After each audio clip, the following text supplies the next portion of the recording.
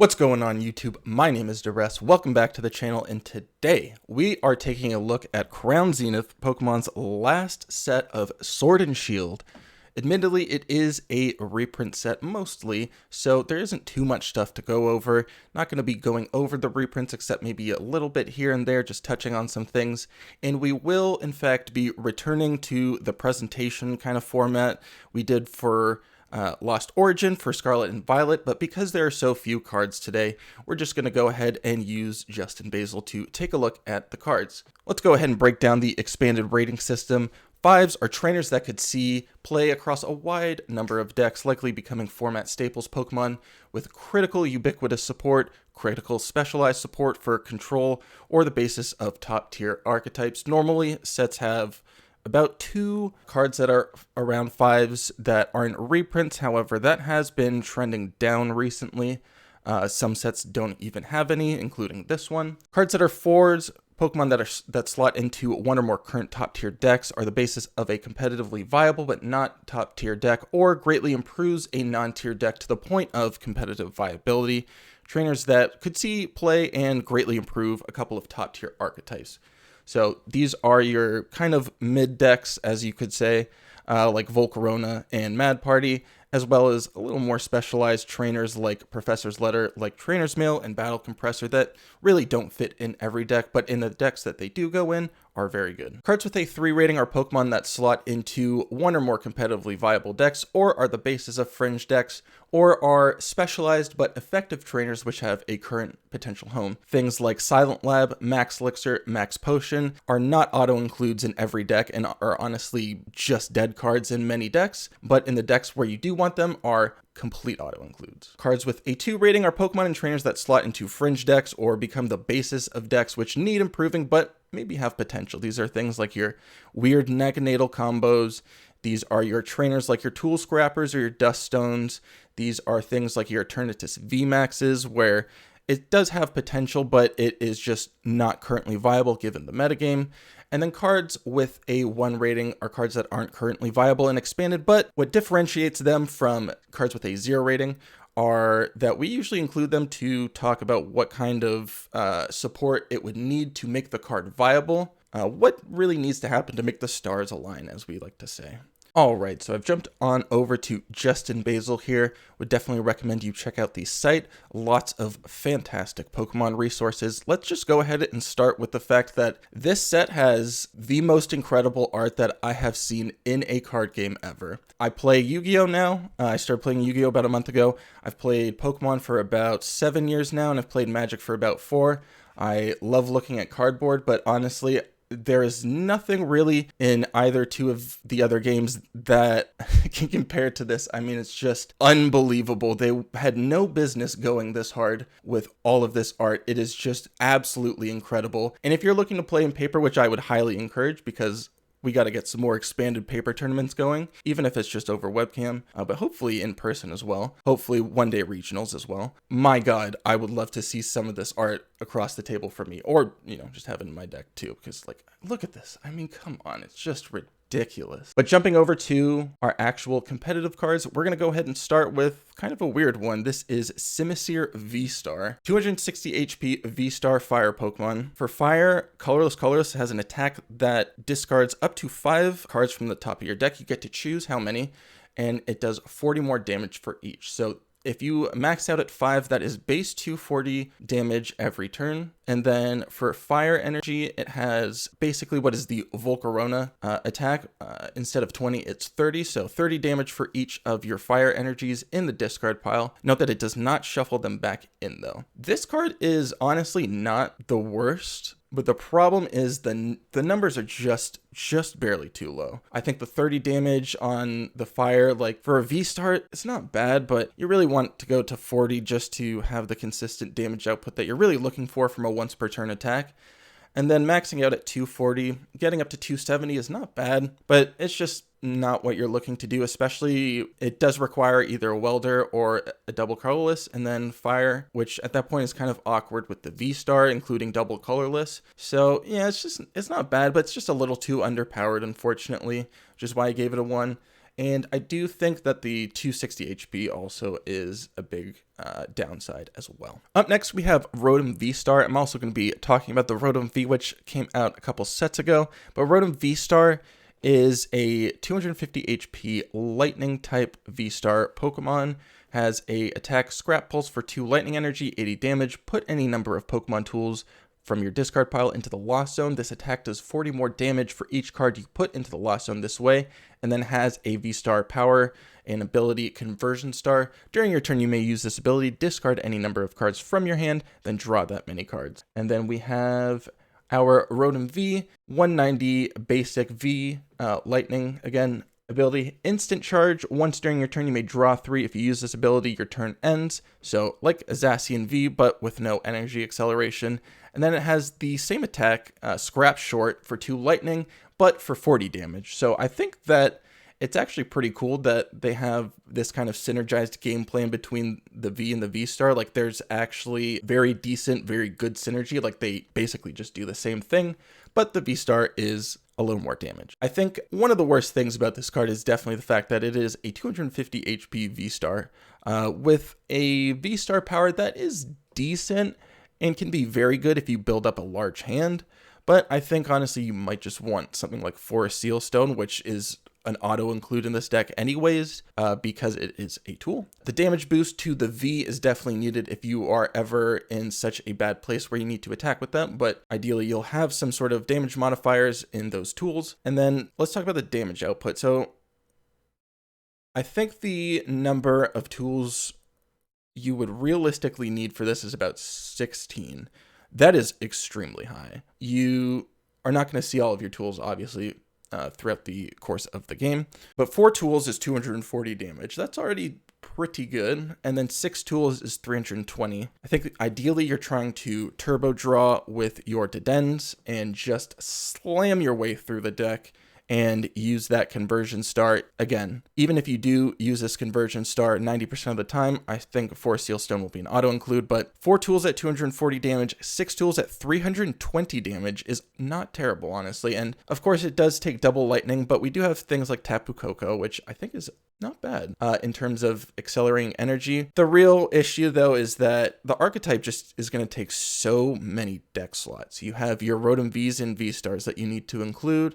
Let's say you're doing a 4-4 line of that. If that's your main game plan, that's already 8. And then you have 16 tools. That is 24 cards already. That's almost half of your deck gone. So that is definitely concerning. I feel like there's just more efficient ways to get out damage, but I do think it is going to be like a fringe thing. I think it's cool. I'm not like so down on it that it's going to be straight up a 1. I'm going to give it a 2, give it some, I'm going to give it a benefit of the doubt, but it's not going to be a top tables kind of thing. Next up, we have our first non-reprint Radiant Pokemon. I skipped over the reprint, which was Charizard. Gotta say, fantastic reprint considering it's $30. But this is Radiant Charjabug, a Radiant Pokemon, 90 HP basic. Radiant Pokemon rule, you can't have more than one Radiant Pokemon in your deck. Has an ability, Shocking Block, whenever any player attaches an energy card from their hand onto their Pokemon V, put 2 damage counters on that Pokemon. And then linear attack, lightning, 30 damage to any of your opponent's Pokemon. This card is not good, but I mean, you have to look at him. He's amazing. It's not a good card. It's the best card. But realistically, this is not going to see any play. I think that it could be theoretically relevant against something like Shadow Rider, but there's just so many different ways to accelerate energy that is not from the hand that being relevant in only one matchup, I don't think is really good enough. And I think if you are looking for more damage output, you probably want something like Radiant Hawlucha to fix your numbers in terms of something like Shadow Rider Calyrex. So yeah, unfortunately not that playable. I gotta say also, this is extremely mean that they would print a V-specific ability on the absolute last Sword and Shield set. That's kind of messed up. You really did Radiant Charjabug dirty, Pokemon, but at least he got a card. He's beautiful. Look at him. Next up, we have Luxray, which is a Stage 2. I can't believe I'm talking about a Stage 2, but a Stage 2, 160 HP Lightning Pokemon. It has an ability, which is why we're talking about it, that says, if you start with this Pokemon in your hand, you can set it face down in your active Pokemon position. Similar to the old school Talonflame from X and Y. It also has an attack that does 50 damage and searches up 2 trainer cards. Also has free retreat, might add. This is a very, very interesting card. I think it's really cool, but not very good.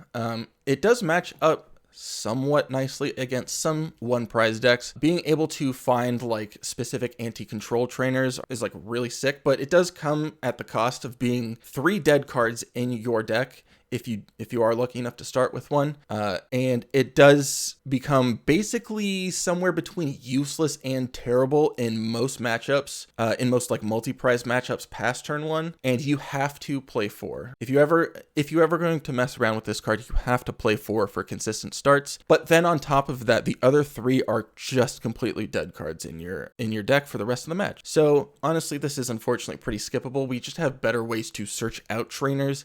Even if it's any trainer, there's just better ways to do what this card is trying to accomplish in more efficient ways. Next up, we have Zacian VSTAR, a 270 HP metal type VSTAR Pokemon. Has an attack Break Edge for metal colorless, 200 damage, and it's basically Shred.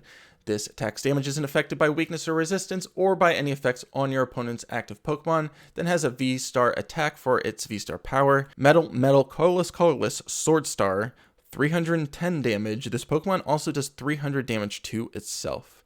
So this is like fine, I guess. I mean, it's still just like a straight 1. I don't even know if you would really go that high on it.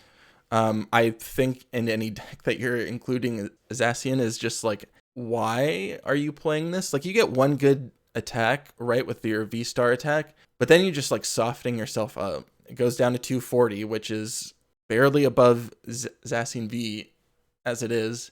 I just don't understand why they made this card so bad. Like, it boggles my mind. Of course, you can accelerate onto it pretty easily, but I don't know if it's really like ever worth a deck slot. It's just like the power level from Zacian V, from the base set Sword and Shield Zacian V, to like this one is like, I would just prefer to play the V, especially with the ability. Like, this is just terrible. I'm sorry. This is low. Though that's not to say Metal didn't get any love, because it did get this new Zamazenta, 130 HP, basic 1 prize Metal Pokemon.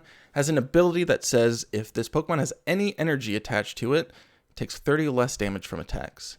Has an attack Metal colorless, basically revenge, 100 damage, and then if a Pokemon was knocked out last turn, it does 120 more.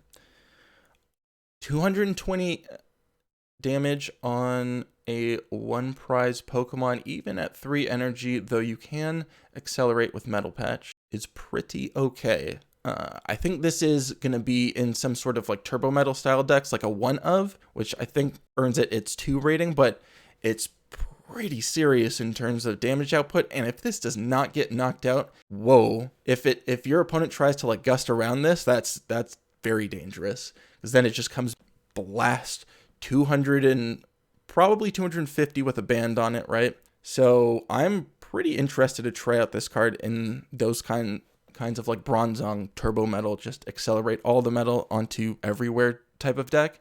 I don't see it really going anywhere else, but it is legit, I will say. All right, now we can get onto the main star of the show. This is Radiant Eternatus. Again, a Radiant Pokemon. You can only have 1 Radiant Pokemon in your deck. 170 HP basic, very serious dragon type Pokemon with an ability Climactic Gate. When you play this Pokemon from your hand onto your bench during your turn, you may search your deck for up to 2 Pokemon VMAX and put them onto the bench. Then shuffle your deck. If you use this ability, your turn ends. On top of this, it has an attack Power Beam for 200 damage, fire, dark, and colorless. So this is the best card of the set. I think that's pretty easy to go ahead and state right now. This is the best card of the set. This attack is actually pretty, I'm going to start with the attack just to get it out of the way. This attack is actually very decent and would be relevant if it were not for the fact that I cannot fathom in my mind where this attack can be used and this ability can be used, like both of those, and I'll get into that. So the attack is, again, quite decent, though I don't think you want to include this solely for its attack, even though it is a 1 prize 200 damage. Again, very close to the Zamazenta before, but this has this ridiculous ability, which we're go ahead and getting to. You don't want to include this just for the attack, but decks where it could be included for its ability tend to not really have the requisite energy for attacking. And let's go ahead and get into some ideal, like some decks that I think could be, this could make an inclusion into. I'm going to kind of go current decks and then possible new things you can do. One thing you could do is you could just slam 2 Kyurem VMAXs in Kyurem Palkia. I don't know how popular Kyurem Palkia is. Seems like people are battling between Palkia and Regigigas right now from the tournament results, as well as Shadow Rider.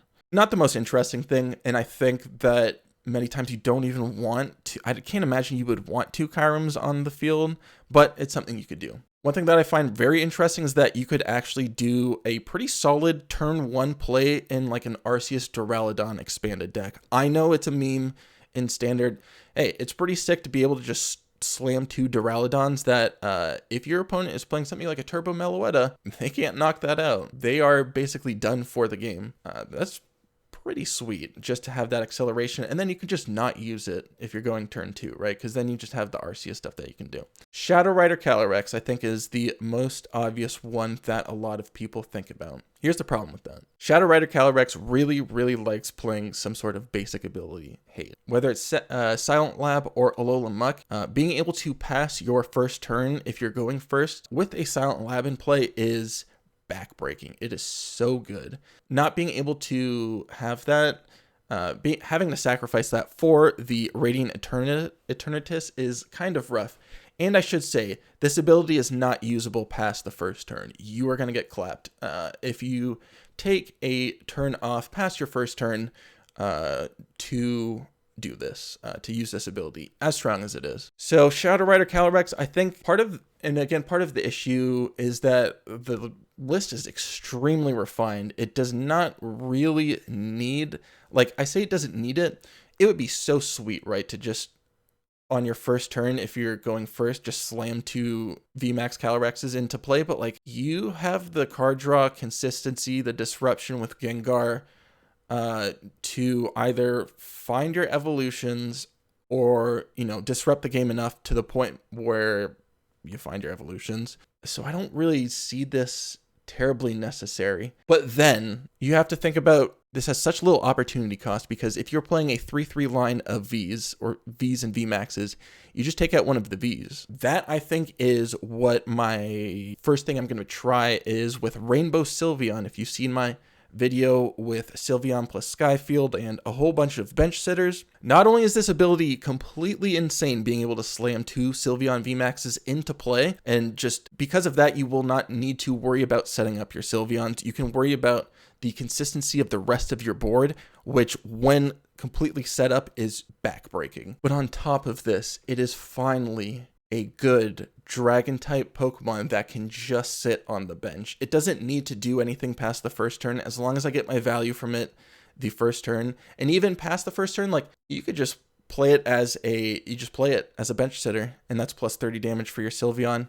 And it's so hard, so unbelievably difficult to find a half decent basic dragon type bench sitter. I'm just going to reiterate that again. So to see something like this, which is so incredible, is just, oh god, I'm so excited to play with this. Oh, but there's still, like, I think, new things that aren't currently in the expanded format, metagame, whatever you want to say. You could just, like, play something like Pikarom and slam 2 Regigigas. Regigigas is a VMAX with a ability that says your basic lightning Pokemon do 30 more damage. I mean, that's a double electro power on the bench, and it has free retreat, so that's kind of sick. I think you could also do some, like, really goofy, weird stuff with, like, maybe Gengar VMAX and, like, Dark Patches. I don't know if that necessarily has the damage output you're looking for, but I do like the fact that it hits both Vs and GXs, so I'm kind of, like, into that. I don't know. That was just one of the weird things that crossed my mind when I was looking through the list of VMAXs. And then I think something like Jolteon VMAX. Jolteon VMAX is, like, always, like, you better watch out, because it could just, like, come creeping back up. It basically is just not being played out of the fact that nobody wants to play it, but I think it is legit, and this would be pretty sick in that as well. Maybe with something like Inteleon VMAX, I'm not sure. But yeah, stunning card. 4 out of 5, of course. We are moving into the Scarlet and Violet world, the Scarlet and Violet era, in a couple months. So, unfortunately, this only gets worse. But I do think that even into Scarlet and Violet, this will see not only an immense amount of play, but an immense amount of like brewing potential, like just a bunch of goofy, weird stuff that you'll be able to do with it. So fantastic card. Love it. Love the design. Don't think it's like really too overpowered. It just helps you cheat some VMAXs in play. What can I say? It doesn't seem too broken. Next up, we have the only non-reprint trainer that is worth talking about. This is Sky Seal Stone. So this is similar to Forest Seal Stone and whatever the other Seal Stone is, who knows. The Pokemon V this card is attached, you can use the V-Star power on this card. During your turn, if your opponent's active Pokemon V-Star or VMAX is KO'd by damage from your basic Pokemon V's attack, take one more prize card. So I'm going to try and not freak out, but again, I am so sick of the fact that we are in the literal last set of Sword and Shield, and we have cards that are printed with V's, V-Stars, all of this like VMAX, super specific Sword and Shield stuff that becomes completely irrelevant in a couple of months. I say completely irrelevant. It's going to be still relevant and expanded for a while, still be relevant and standard for a little bit, but like, come on, Pokemon. Can you give us some like more uniform card design where it's just like rule box stuff? Like it would just very much be nice for the expanded format. But I think this card is pretty not good. It does not do any more damage. It just gets you another prize card. And I think that is not that good. I think you want like something like a ribbon, whatever the thing is for Sylveon VMAX, where it reduces its prizes by 1. So the VMAX basically counts as 2 prizes instead of 3. I think that is much better than anything like this, where you're trying to take one more prize card, because the problem is that, as we talked about earlier, the problem with this is that we are looking to find very specific matchups for this. You are, and by the way, where are you playing this? Where are you playing this? What basic V are you playing this in? You could play it in something like a Dragonite, I guess, but why would you do that when you're really just looking for your damage modifier so you can guaranteed KO stuff? It makes no sense. You could theoretically play it in something like a Volcarona V, I think is the most likely home for it. But even at that, it is useless in a lot of your matchups. Not only because, you know, they could just not play V-Stars, VMAXs, they could be playing tag teams or, you know, one prizers, but also like you may just go up against like 2 VMAXs and this is nothing, because you take 4 prize cards and then, I mean, you do an extra prize card, you do have an extra card, but it does not like accelerate your game. So this is very skippable, very missable. I don't remember what the other Seal Stone is, but this can go hang out with that one in the bulk section. All right, and coming up to the final pair of cards here for Crown Zenith, we have a Regigigas V and V-Star. Regigigas V is a 240 HP, very big boy, colorless type V Pokemon. Has an attack 50 damage for 2 colorless, vanilla, not very good, 3 colorless 100, and then 10 more for each damage counter on this Pokemon. Not bad, honestly. I kind of want to like mess around with slamming a cape on this thing and just tanking a bunch of damage, but I can't imagine that would be like the most optimal play. I'd still give it a 1, but it's probably a bit generous, to be honest with you. And then Regigigas V-Star is a 300 HP colorless type V-Star Pokemon. Has an attack for 3 colorless, 230 damage. This Pokemon can't attack next turn. No, not at all. Though I will say this is slightly better than the V because it is a evolution, so you can use triple acceleration energy, but I still think this attack is just kind of terrible, especially with that. Well, like the attack isn't terrible, the damage output is fine, the drawback is horrible, but also you have a retreat cost of 4 on both the V-Star and the V. So Good luck switching that out, unless you're running a high amount of switching cards. I ain't messing with this. And then you have a very weird, very goofy ability for its V-Star power. Choose one of your benched Pokemon. You can only do this if your opponent has one prize card left. Choose one of your opponent's bench Pokemon, discard it, and all cards attached to it. That is a very strange ability, kind of similar to like GG End, but severely fixed. It's like Pokemon is like, oh, maybe we shouldn't let people like restrict their bench down to 2 and then have their bench discarded. Yeah, it's not very good. And well, like I think if it wasn't for the fact that we have all these multi-prizers, right? It's kind of the obvious like problem with this is that if you're playing against Shadow Rider, right? You are going 3-3 or you're going 2-2 or not 2-2-2. You're never going 2-2-2, but you're going like 2-2-3 or maybe 2-3-3 in terms of like your prize mapping, right? So your opponent can play around this very, very easily in terms of like the V-Star power. I'm not even gonna discuss the attack anymore. Just mainly the power, because I think it is very interesting, but there are simply not enough ways to manipulate your prize trade favorably to do this. There are going to be better inclusions for your deck.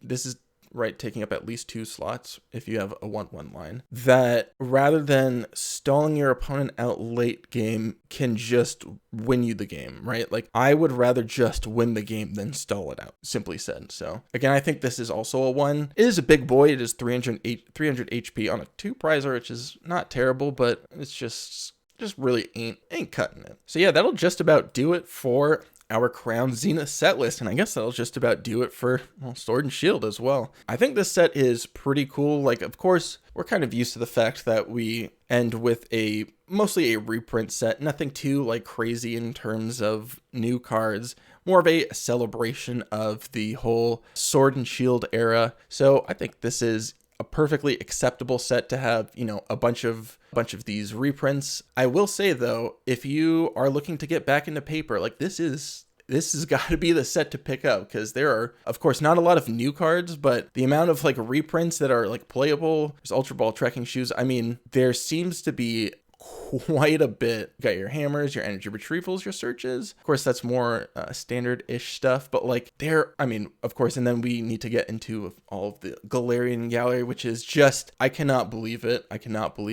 All of this art is insane, and they actually made it all for cards that are relevant and playable. You have your Oricorio for your Fusion Strike shenanigans. You got your Bench Barrier Manaphy. You have your Soul Rock, your Lunatones. You have Diancie to protect your bench. You have your Comfies for your Lost Zones. Like, I can't believe this. Your Miltanks. So yes, this is, if you haven't picked up any cards in paper, maybe because of, you know, the vid and whatever, and just been playing online and are looking to get back into paper once we, you know, get out of the winter and whatnot. Oh my God, these are the cards to buy. I'm going to start looking at picking up these cards around, you know, like a week after like Sword and Shield comes out, because there's so much playable stuff, and I'll just, you know, let everybody focus on the Scarlet and Violet hype. I said Sword and Shield there, but I'm at Scarlet and Violet. I'll probably pick up these, yeah, about a week after Scarlet and Violet comes out, which I would recommend other people do as well if they are looking to play in paper and are looking to do so in expanded. I don't know if I would do the same for standard, but that'll do it for our set review. I'm going to be back soon with our revisit of Lost Origins set review, now that it's been about 6 or so-ish months, or I said 6 months, I want to say about 2 sets in the future we go back and revisit our set reviews. So yeah, make sure to look out for that. In the meantime, catch you on the next one. Make sure you have a good one, and yeah, make sure to like and subscribe, and I'll stop rambling now. Have a good one.